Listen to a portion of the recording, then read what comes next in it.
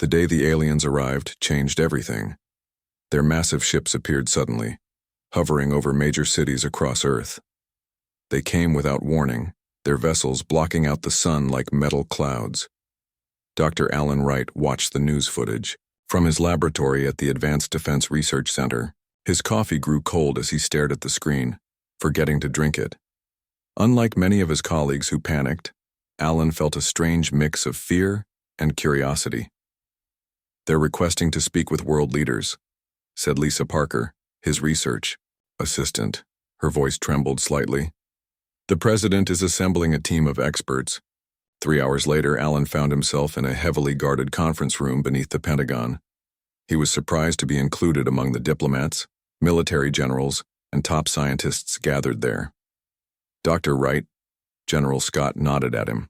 "Your work on quantum field theory might be relevant here. We need to understand their technology." The room fell silent as the screens lit up, showing the alien delegation for the first time. They called themselves the Galactic Hegemony. Their ambassador, Voxthar, had bluish skin that seemed to shimmer under the lights. His eyes were large and dark, set in a face that looked almost human except for the ridges along his hairless skull. "People of Earth." Voxthar spoke perfect English, his voice deep and smooth. "We represent a civilization that spans over 3,000 star systems. We have come to evaluate your world for potential membership in our collective." The president stepped forward. "We welcome peaceful contact with your civilization. Earth would be interested in cultural and technological exchange." Voxthar's lips curled into what might have been a smile. "Technological exchange?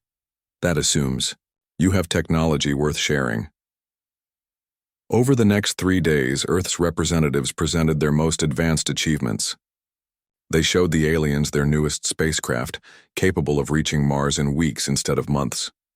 They demonstrated quantum computers, fusion reactors in development, and medical breakthroughs. With each presentation, the aliens became more openly dismissive. "Your fastest ships would be considered emergency lifeboats in our society," said Commander Krill, the military advisor to Voxthar. He laughed, a harsh sound that made Alan's skin crawl. "And these weapons? We haven't used projectile-based systems for millennia." When Earth's team unveiled their pride, a prototype plasma-based defense system, Voxthar actually turned to his assistants and made a comment in their language that caused them all to laugh. "Is something funny, Ambassador?" asked General Scott, his face reddening.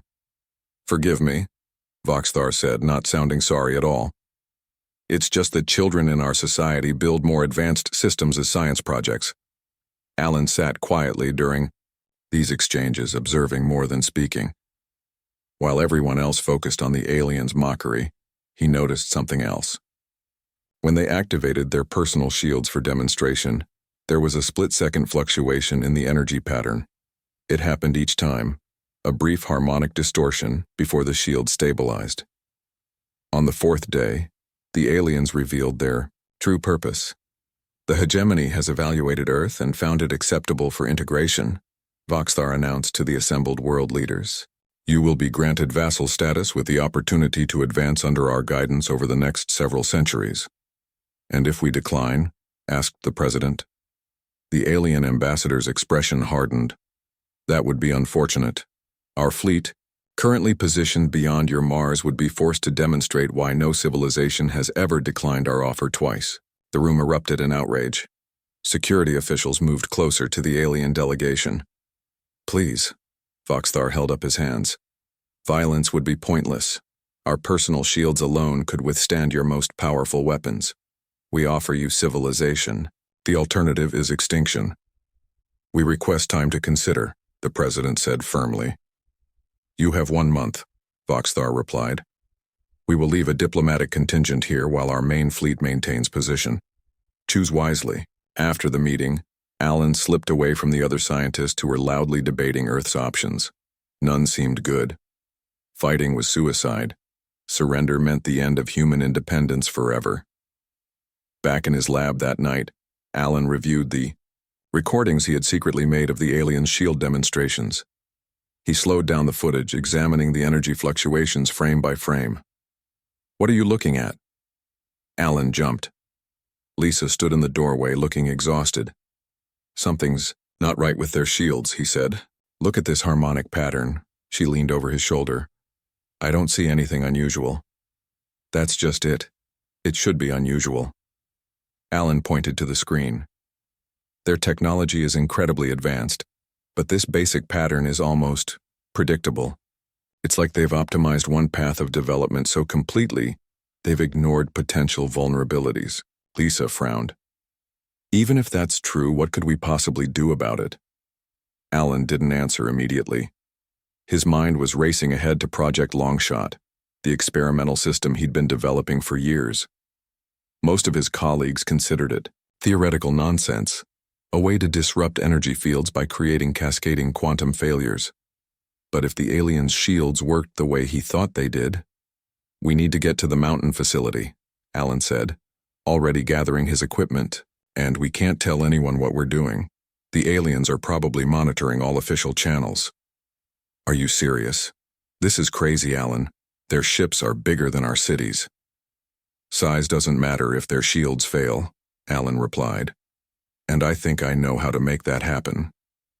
As they left the lab, news reports showed alien ships performing demonstrations over uninhabited areas, vaporizing forests and creating massive craters in desert regions.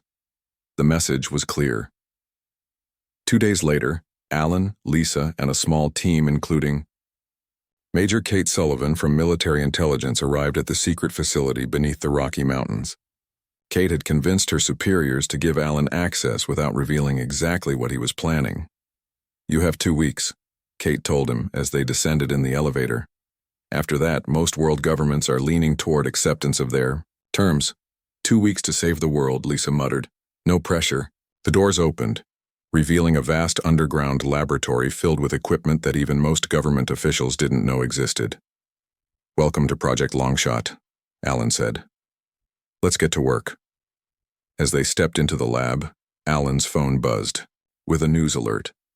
The hegemony had scheduled a demonstration of power over the Atlantic Ocean for the following day. They were accelerating their timetable. The clock was ticking. Deep beneath the Rocky Mountains, the secret facility hummed with activity.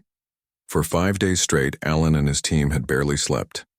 Empty coffee cups littered the lab tables while screens displayed complex equations and simulations. "The theory is sound," Alan explained to Major Kate Sullivan as he pointed to the device taking shape on the main workbench. "If we can generate a focused quantum disruption field at exactly the right frequency, we can trigger a cascade failure in their shield systems." Kate frowned. "And you're certain about this weakness you observed?"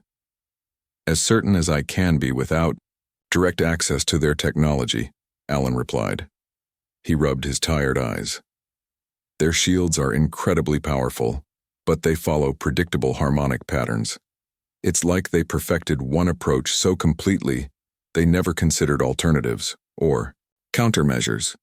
Greg Daniels, the team's chief engineer, looked up from his work. "It's like building the perfect castle but forgetting to check for tunnels underneath." Lisa brought over the latest test results. "The small-scale prototype is ready for testing." They gathered around a sealed chamber where a small piece of alien material sat, a fragment from a damaged scout ship that Kate had somehow acquired through military channels. No one asked how. "Here goes nothing," Alan said as he activated the device. For a moment, nothing happened. Then the alien material began to vibrate. Its surface shimmered with energy, forming a miniature version of the shields they'd seen the aliens use. Seconds later, the shield flickered and collapsed completely. The room fell silent. "It worked," Lisa whispered. "On a small scale," Alan cautioned. "Scaling up to affect their warships is a completely different challenge." Greg scratched his beard. "We'd need to increase the power output by at least a factor of 10,000. The energy requirements would be massive, and we'd need to get close enough to their ships," Kate added. "Their fleet is positioned beyond Mars." Alan nodded. "One problem at a time. Let's focus on the scaling issue first."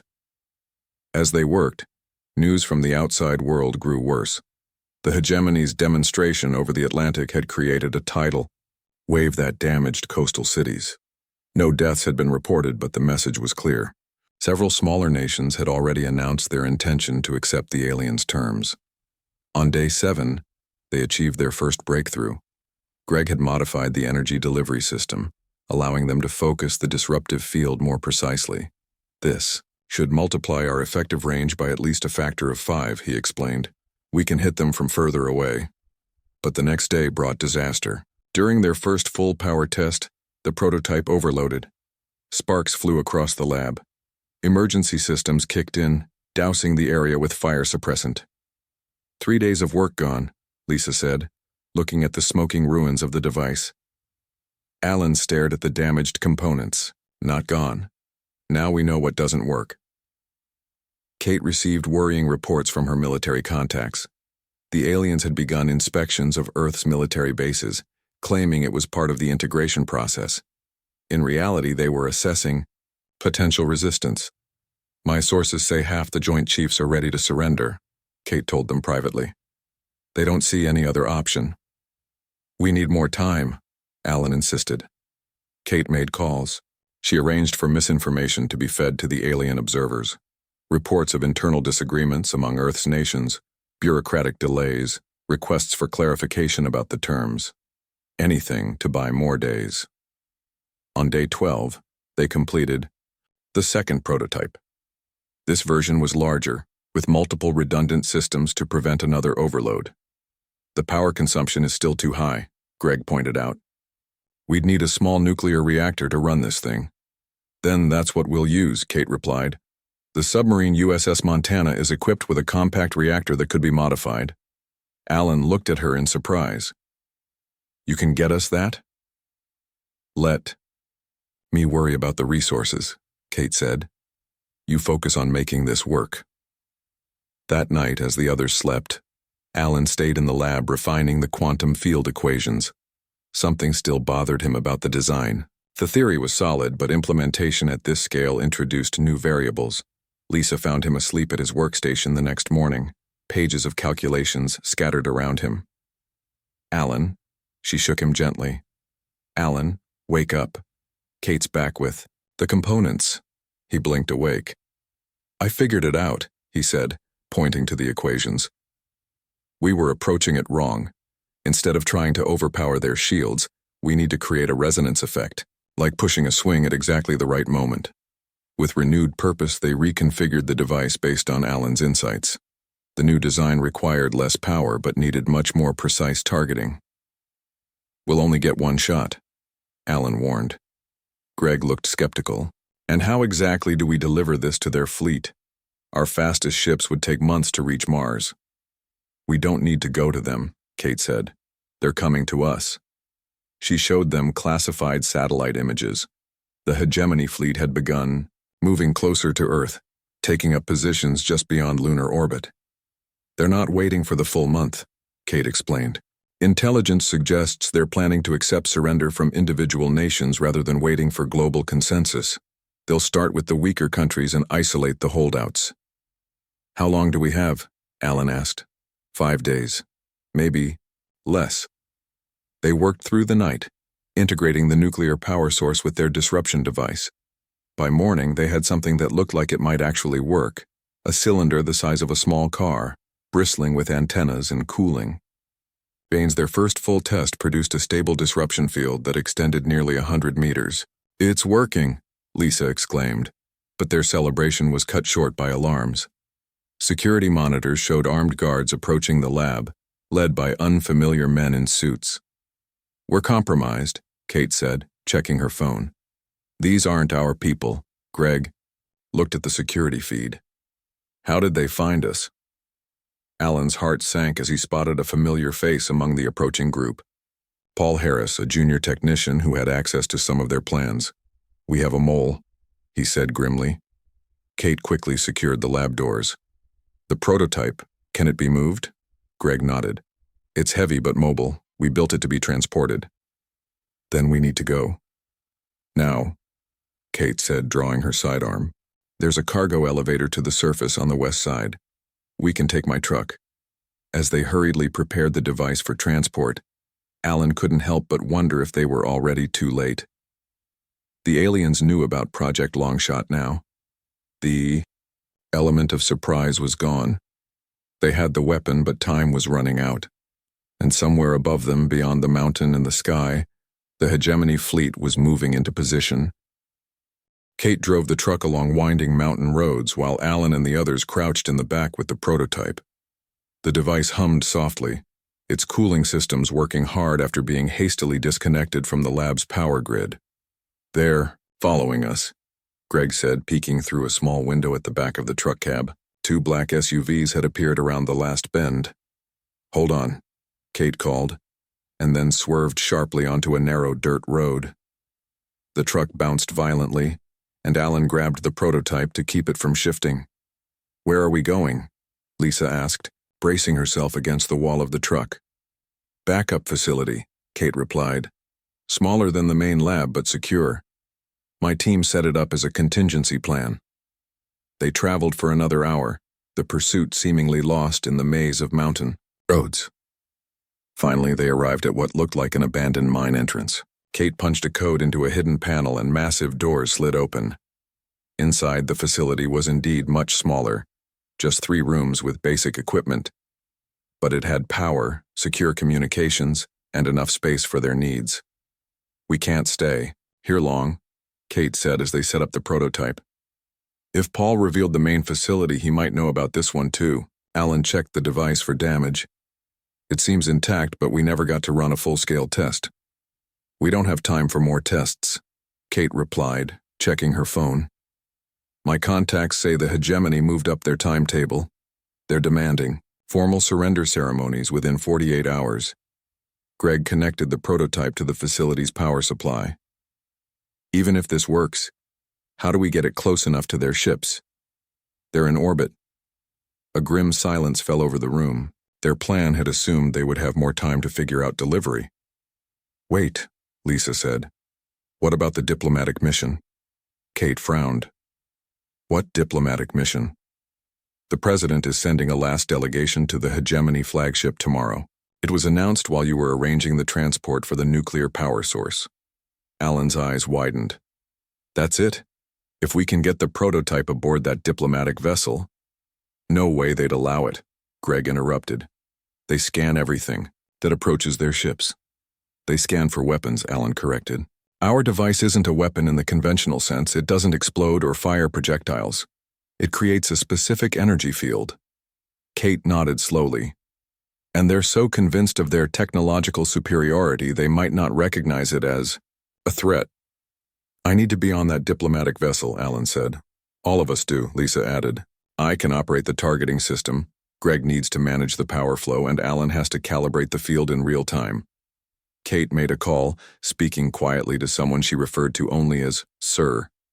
After a tense conversation, she turned back to them. "It's arranged. You're all officially part of the scientific advisory team for the diplomatic mission. The cover is that you're bringing data on Earth's scientific capabilities as a last appeal." The next morning, they transported the prototype, now disguised as scientific equipment, to Andrews Air Force Base. The diplomatic shuttle waited on the tarmac, a sleek white vessel with United Nations insignia. Ambassador Richard Bell, a tall man with silver hair, greeted them coldly. "Major Sullivan explained your role. I don't like last-minute changes, especially ones I don't fully understand." "Thank you for accommodating us, Ambassador," Alan said politely. "We just want to make sure all scientific perspectives are represented." The ambassador nodded stiffly. "Just remember, our mission is diplomatic. We're trying to negotiate better terms, not provoke them." As they boarded the shuttle, Alan noticed Paul Harris standing near a group of hegemony observers across the tarmac. The traitor pointed in their direction, speaking urgently to the aliens. "We've been made," Alan whispered to Kate. "Keep moving," she replied quietly. "Once we're aboard and launched, they can't stop us without causing a diplomatic incident." The shuttle took off 30 minutes later, climbing rapidly through the atmosphere. Through the viewport, Alan watched Earth shrink below them, the blue and white planet so vulnerable. After 2 hours, they approached the hegemony fleet. Alan had seen images before, but nothing prepared him for the reality. Hundreds of massive ships filled the viewport, the smallest dwarfing anything humans had built in space. At the center was the flagship, a vessel the size of Manhattan, gleaming, with alien metals. "Prepare for docking," the pilot announced. All personnel followed diplomatic protocols. As they docked with the flagship, Greg and Lisa made final adjustments to the prototype. It was now configured to look like a data storage system, with its true components hidden inside. "Remember," Alan warned, "we'll only get one chance. The device needs to be within 500 meters of their central shield generator for maximum effect." Ambassador Bell led the delegation into the hegemony ship. They were escorted by alien guards with sleek armor and weapons that seemed to be part of their bodies. The interior of the flagship was vast, with ceilings that soared hundreds of feet high and corridors wide enough for small aircraft. The aliens had clearly designed everything to impress and intimidate. They were brought to a grand chamber where Voxthar waited with his advisors. The ambassador stood on a raised platform, looking down at the humans with barely concealed disdain. "Welcome, Earthlings," he said. "Have you come to deliver your surrender?" Ambassador Bell stepped forward. "We've come to request reconsideration of your terms. Earth wishes to join the galactic community as partners, not servants." Voxthar laughed. "Partners? Your species barely understands the principles that power our smallest vessels. What could you possibly offer as partners?" "Perhaps a fresh perspective," Alan suggested, stepping forward. He nodded to Greg, who activated a hidden switch on the disguised prototype. A soft hum became audible, barely noticeable among the ship's ambient sounds. Voxthar's eyes narrowed. "And what is that device?" "Data storage," Alan replied smoothly. "We've brought comprehensive information on Earth scientific developments for your review." Commander Krell moved closer, examining the device. "This design is unusual. We thought you might appreciate seeing examples of our best technology," Alan said, heart pounding. "Primitive as it may seem to you." Voxthar gestured dismissively. "Your technology does not interest us. We have reviewed enough to know its limitations." As they spoke, Alan watched a subtle indicator on the prototype. The quantum field was building, tuning itself to the harmonic frequency of the hegemony shields. According to their calculations, it would take approximately 5 minutes to reach critical resonance. "Perhaps," Alan continued, trying to keep the aliens distracted, "you could share more about how your shield technology works. We're particularly interested in your harmonic stabilization methods." Krell looked suspicious. "Why do you ask about shields specifically?" Before Alan could answer, alarms began to sound throughout the ship. A subordinate rushed to Voxthar, speaking rapidly in their language. Voxthar's face darkened with rage. "Arrest them! The device is a weapon!" The guards moved forward, just as the prototype reached full power. For a moment, nothing seemed to happen. Then, a wave of energy pulsed outward from the device.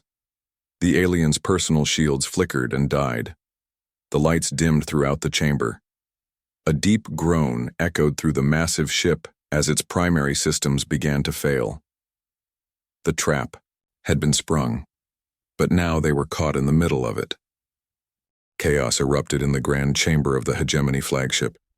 The alien guards reached for their weapons, but the devices would not activate. Their armor systems flickered and died.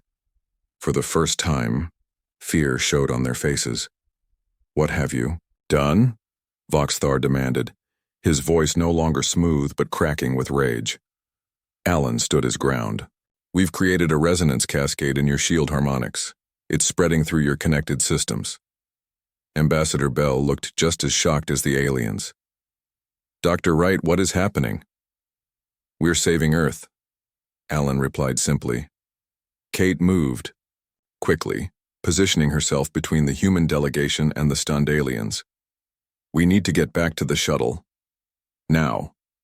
The humans began backing toward the exit, but Commander Krell lunged forward, grabbing Lisa by the arm. "Stop the device," he ordered. "I can't," she replied truthfully. "The process is self-sustaining now." Greg protected the prototype as they retreated. Around them, the massive ship groaned.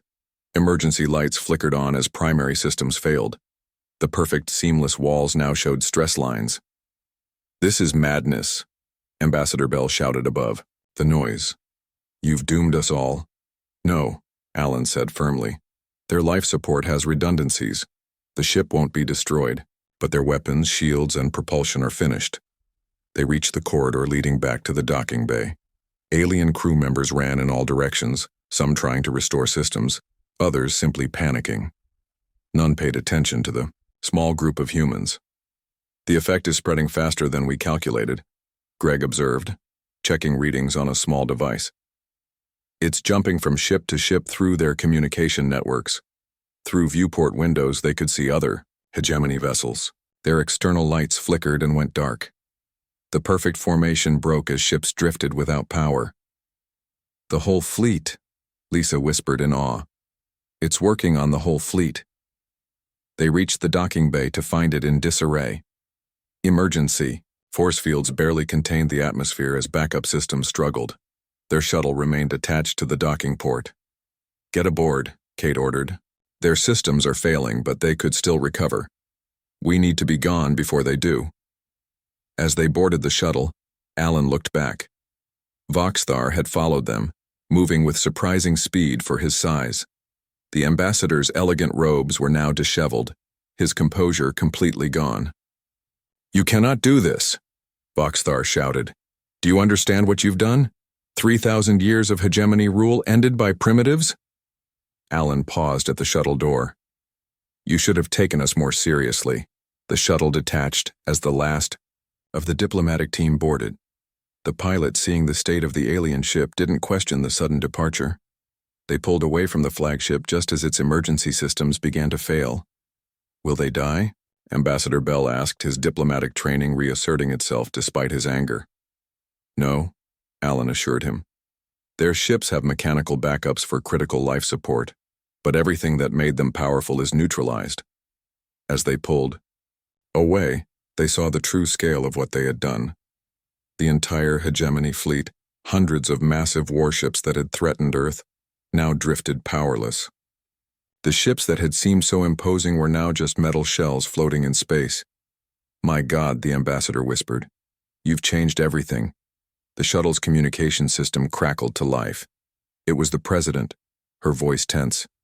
Ambassador Bell, we're getting strange readings from the hegemony fleet. All their ships appear to have lost power simultaneously. Do you have any information? The ambassador looked at Alan and his team, then back at the communication screen. Madam President, I believe we have witnessed a miracle. The threat has been neutralized. Earth is safe. The return journey was tense. They had no way of knowing if the hegemony had backup ships or other weapons that might have escaped the effect. Every minute, they expected to see alien vessels in pursuit. None came. As they approached Earth, they could see military vessels moving to new positions. Earth's combined space forces, previously considered laughably inadequate by the aliens, were now taking up defensive positions around the planet. They're sending recovery teams to the alien ships, Kate reported, checking communications. Our military is boarding the vessels. Greg looked concerned. That might not be wise. We don't know if they have secondary systems that could reactivate. It doesn't matter, Alan replied. The quantum disruption will prevent their energy-based technology from functioning for at least several months. By then, we'll have learned enough about their systems to counter any threat. The shuttle landed to a hero's welcome. Military officials, scientists, and government leaders waited on the tarmac. News cameras broadcast the scene worldwide. The team that had saved Earth was about to be revealed. Alan felt uncomfortable with the attention. I didn't do this for fame, he told Lisa as they prepared to disembark. None of us did, she replied. But the world needs heroes right now. As they stepped off the shuttle, the crowd erupted in cheers. The president herself approached, shaking, their hands before the cameras. Dr. Wright, she said when she reached Alan. I'm told you're the mind behind this miracle. The world owes you a debt we can never repay. Alan shook his head. It wasn't just me. This was a team effort. And honestly, the aliens helped us too. Helped you? The president asked, puzzled. Their arrogance was their weakness, Alan explained. They were so convinced of their superiority that they never imagined we could threaten them. They didn't even recognize our device as a weapon because it didn't match their understanding of what a weapon should be. Nearby, a group of military officers escorted a prisoner across the tarmac. Paul Harris, the traitor who had revealed their project to the aliens. "You think you've won," Harris spat as he passed them. "But the hegemony rules thousands of worlds. They'll send more ships." Kate stepped forward. "Maybe. But next time they'll know not to underestimate us." Later that evening, in a secure briefing room, Alan and his team met with military and government leaders. Satellite images showed the hegemony fleet still drifting in Earth orbit, powerless and vulnerable. "What do we do with them?" the Secretary of Defense asked. Alan looked at the images of the once mighty Armada, now at Earth's mercy. "We learn," he said simply. "Their technology is still far beyond ours in many ways, but now we have time to catch up." Outside, crowds celebrated in cities around the world. The news of the hegemony's defeat had spread everywhere. Humanity had faced its greatest threat and survived. And in orbit above them, the mighty galactic empire that had once mocked Earth's technology now floated helpless, defeated by the very primitives they had dismissed. 3 weeks after the defeat of the hegemony fleet, Earth was a changed world. Nations that had fought each other for centuries now worked together. The disabled alien ships orbiting the planet served as a constant reminder of both the threat they had faced and the opportunity that now lay before them. Alan stood at the window of the new International Space Technology Center, watching teams of scientists and engineers shuttle back and forth to the alien vessels. Earth's governments had united to create this agency, pooling resources to study and adapt the alien technology. "They're bringing in the last of the command crew today," Kate said, joining him at the window. She wore a new uniform with international insignia, no longer representing just one nation but all of Earth. "How many survivors?" Alan asked. "About 8,000 across all ships. Most of their crew were in stasis for the journey." Lisa entered the room carrying tablets filled with data. "You need to see this," she said, handing one to Alan. "We've decoded more of their star charts.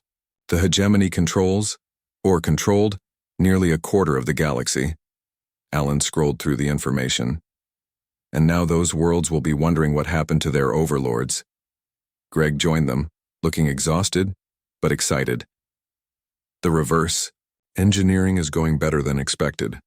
Their technology is advanced, but the principles are understandable. It's like they followed a single path of development without exploring alternatives. That was their weakness," Alan noted. Perfect mastery of a single approach made them vulnerable to something completely different. The door opened, and Ambassador Bell entered with a delegation of world leaders. The president nodded to Alan and his team. "Dr. Wright, we're ready for the meeting with Voxthar." They moved to a large conference room where the alien ambassador waited. Voxthar looked diminished somehow. Without his technology and fleet, his imposing presence had faded. He sat alone at the massive table, his once elegant robes replaced by simple clothing. "Ambassador," the president began, "we've prepared terms for the hegemony." Voxthar's eyes narrowed. "You prepare terms for us? Have you forgotten the 3,000 worlds under our control?" "We haven't forgotten," the president replied calmly. "But those worlds are very far away, and your fleet is currently disabled. By the time word reaches your empire and they send another force, we will be ready." Alan stepped forward. "We've studied your technology extensively. The quantum disruption device that disabled your fleet has been improved. The next time we won't need to be on your ships to activate it." This was a bluff, but Voxthar couldn't know that. The alien's face showed a mix of anger and resignation. "What are your terms?" The president laid out the conditions. Earth would remain independent. The hegemony would recognize humanity as equals, not subjects. Trade and cultural exchange would be permitted, but no military presence in the solar system. And, the president added, "You will introduce us to the other spacefaring civilizations as partners in a new alliance, not as your conquest." Voxthar stared at them for a long moment. "You understand nothing of galactic politics. The hegemony has maintained order for millennia. There are species out there far more dangerous than us. Then we'll face them together," Alan suggested, "as allies rather than master and slave." After hours of negotiation, Voxthar finally agreed to the terms. He would return with a small contingent to the hegemony homeworld, bearing the new treaty. The rest of his people would remain as guests on Earth until the agreement was ratified. As the meeting concluded, Alan found himself alone with Voxthar for a moment. "I never imagined we could be defeated by primitives," the alien said quietly. "That was your mistake," Alan replied. "You saw our technology and assumed you understood our capabilities. You never considered that we might approach problems differently." Voxthar studied him. "You know, in 3,000 years of expansion, no one has ever defeated a hegemony fleet. Other worlds will hear of this." "Good," Alan said simply. In the months that followed, Earth underwent a technological revolution. The principles behind the alien technology, once understood, accelerated human development by decades. New energy sources, medical treatments, and transportation systems emerged rapidly. But the greatest advances came from unexpected places. Alan's team had been given their own research division, focused not on copying alien technology, but on developing Earth's unique approach to science. The hegemony followed a single path to the stars, Alan explained to a group of new researchers. They perfected energy manipulation through crystalline matrices, but they completely overlooked quantum fields, biological computing, and dozens of other approaches we've been exploring. 6 months after the fleet's defeat, the first truly human starship was ready for testing. The vessel, named Hope, was smaller than the alien craft but incorporated both hegemony technology and Earth innovations. It was designed to reach the nearest star system in weeks rather than years. On launch day, Alan stood with his team watching the countdown. "Hard to believe it's only been half a year," Lisa said, her eyes on the sleek ship. Greg nodded. "We've compressed a century of development into months." "And this is just the beginning," Kate added. "Reports from the outer stations show signals from other alien civilizations. They know something has happened to the hegemony, and they're reaching out." The ship launched in a brilliant flash of light, accelerating at speeds no human vessel had ever achieved. On screens around the world, people watched in awe as humanity took its first true step to the stars. That evening, Alan visited the museum where the prototype, the device that had saved Earth, was now displayed. Next to it, in a case of its own, sat a piece of the hegemony flagship, a reminder of both the threat they had faced and the opportunity it had created. A small group of alien children, refugees from the fleet who had chosen to remain on Earth, stared at the displays with wonder. One of them noticed Alan and approached him. "Are you the one who made the device?" the child asked in careful English. Alan nodded. "Our teachers said your people were too primitive to be a threat," the child continued. "They were wrong. We weren't trying to be a threat," Alan explained gently. "We were just trying to survive." "My parent says Earth technology is strange but interesting," the child said. "Different from how we think." Alan smiled. "That difference saved us. And now, maybe it can help us all build something better together." He left the museum. Alan looked up at the night sky. Somewhere up there, the Hope was speeding toward another star system. Earth's message to the galaxy was no longer carried by the defeated hegemony, but by humanity itself. The Galactic Empire had mocked Earth's technology, seeing only its limitations. They never imagined that in those differences lay a strength they couldn't comprehend, until one prototype had ended their Armada and changed the course of galactic history forever.